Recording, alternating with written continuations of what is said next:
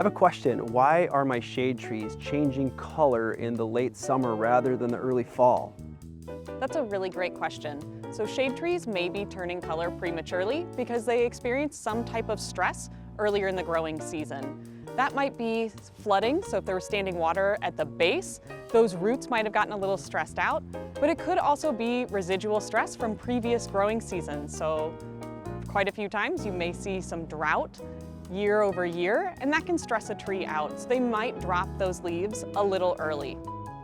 It might also just be simply a cultivar difference. So behind me, there are quite a few different maples, and you'll see that they are in various stages of turning color for the fall. Some have already gotten a brilliant red color, while others are still green. And that, again, is just totally normal.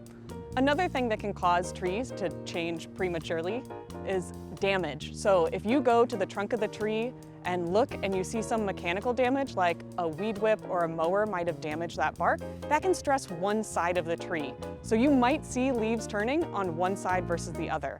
That can also be environmental too. So typically we see leaves changing from the top of the crown to lower down, or from a sunnier side, say the west or southwest side, versus on the northeast side of the tree. So you can enjoy that color change anytime it comes.